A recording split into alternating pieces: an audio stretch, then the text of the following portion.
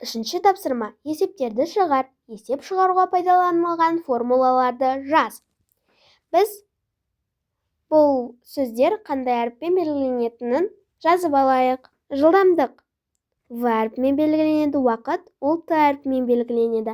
Ал арақашықтық С әріпімен белгіленеді. Біз арақашықтықты табу үшін жылдамдықты уақытқа көбейтеміз. Бізге есептерді шығару үшін бұл амалдарды жазып қоюымыз керек.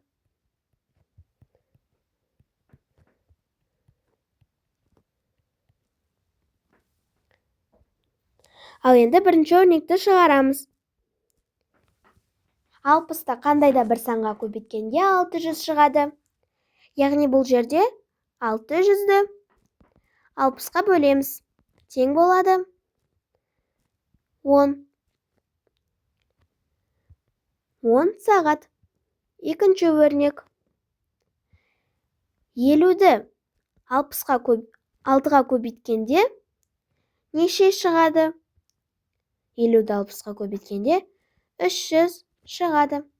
300 километр. Ал енді үшінші өрнек. Қандай да бір санды 12-ке көбейткенде 840 шығады.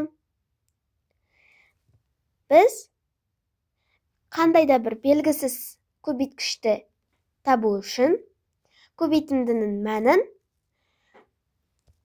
белгілі көбейткішке бөлеміз. Яғни 840-ты 12-ге бөлеміз.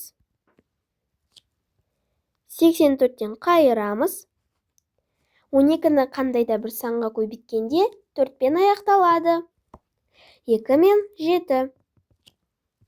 2 кішкентай болғандықтан 7-ні таңдаймыз. 7-ні 12-ке көбейткенде 84. 7. Ал мына 0-ді 7-ні артына тіркейміз. Жауабы 70 километр сағат.